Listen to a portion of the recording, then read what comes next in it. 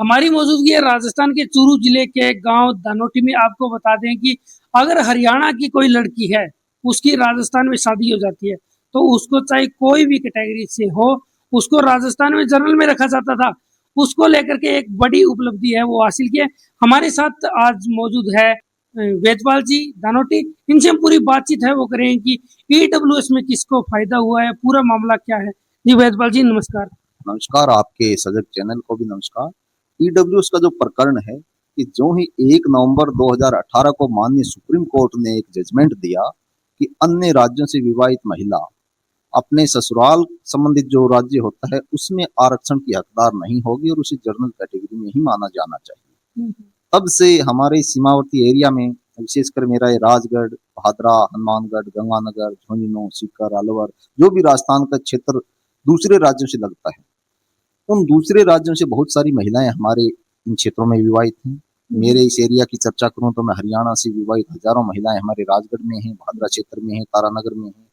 उनके सामने एक चुनौती आई कि वो महिलाएं यदि एससी में, जन्म से भी एससी कैटेगरी में हैं या ओबीसी में हैं और शादी भी उनकी एससी या ओबीसी कैटेगरी में हुई है, तो उनको एससी ओबीसी का आरक्षण मिलना बंद हो गया।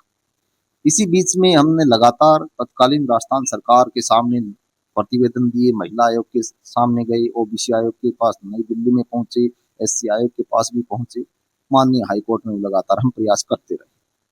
आगे चल करके 1 नवंबर 18 के बाद जो है हमारे प्रयास जारी हुए, तो बीच में 2019 में ईडब्ल्यूएस आरक्षण का प्रावधान केंद्र सरकार ने भी और राजस्थान सरकार ने भी लागू कर दिया।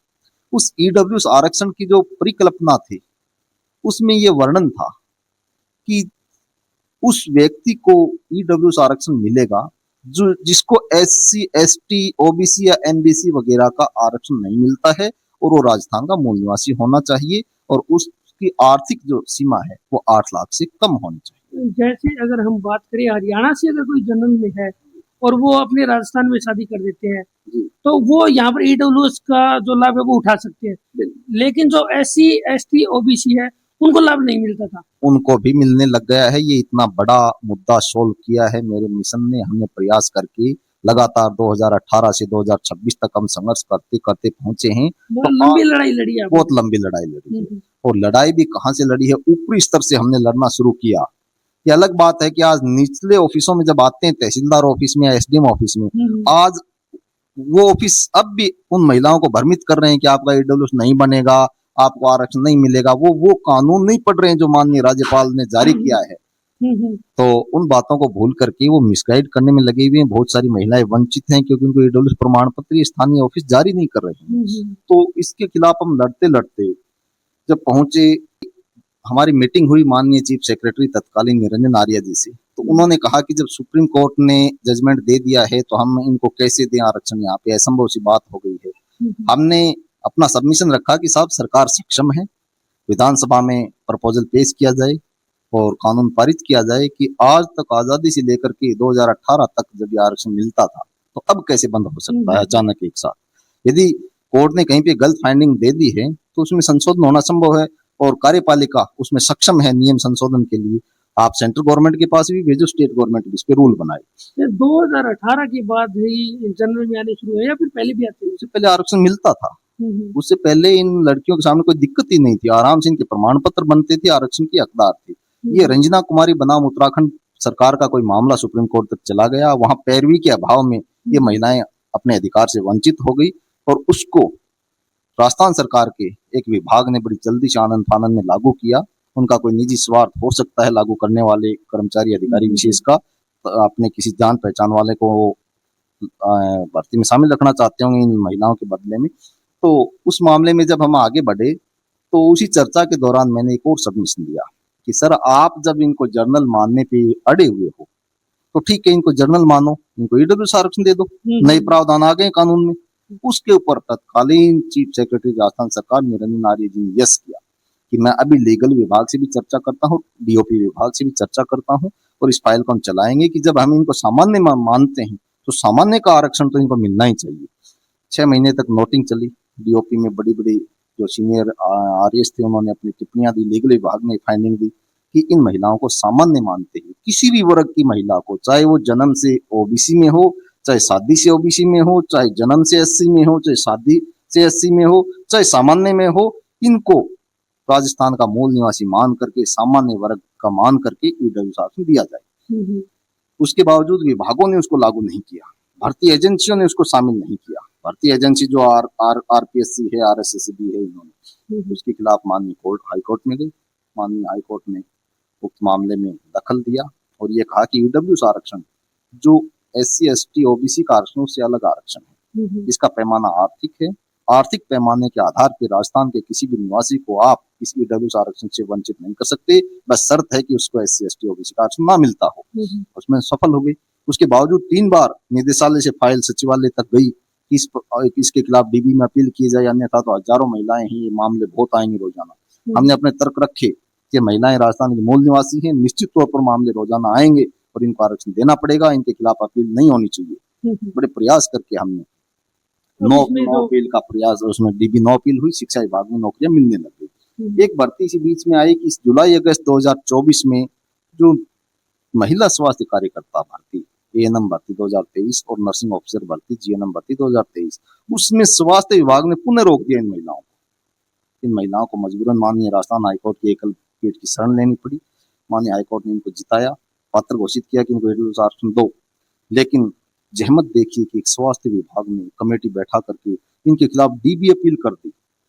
हम डीबी अपील में जो है ये मामला संज्ञान में आया, हमने सभी को समझाया कि सामूहिक तौर पे इस केस को इकट्ठा लड़ो, तथ्यों के साथ लड़ो, अन्यथा साजिश इतनी चल पड़ी थी कि इन महिलाओं को दोबारा वंचित करने की तरफ मामला बढ़ गया था। माननीय हाईकोर्ट में सही प्रकार से तथ्य रखे नहीं जा रहे थे। 3 बिंदु माननीय हाईकोर्ट के डिवीजन बेंच ने तय कर दिए थे पिछले साल हियरिंग में कि क्या ये माइग्रेटेड श्रेणी की महिलाएं हैं, क्या रंजना कुमारी का ऑर्डर इन पे लागू हो रहा है कि नहीं हो रहा है, क्या विज्ञप्ति के दौर में पात्र ठीक नहीं थी, इस प्रकार की बहुत संगीन से बिंदु निर्धारित हो गए जिनको चुनौती को निपटना बड़ा मुश्किल था। कि महिलाएं मेरे पास पहुंची अपनी ग्रीवेंस को लेकर के, मैंने पूरे प्रकरण को दोबारा से समझा, उनको यही कहा कि अन्य पीठ में जाकर के कहीं हार गए तो हमारा प्रयास जो मेहनत थी उसमें हमारी 6-7 साल की वो व्यर्थ हो जाएगी। आप एक मंच पे आइएगा, फाइट फॉर राइट के मंच पे हम लड़ेंगे। हम लड़े।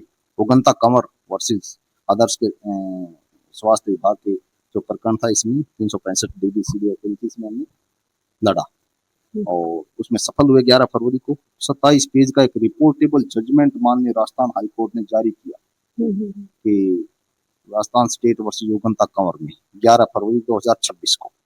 वो सारे तथ्य हमने इसमें माननीय राजस्थान हाई कोर्ट की मार्फत परिभाषित करवाने में सफल रहे कि एक महिला शादी होने के बाद पति के निवास की मूल निवासी हो जाती है, मायके से उसका मूल निवास स्थगित हो जाता है।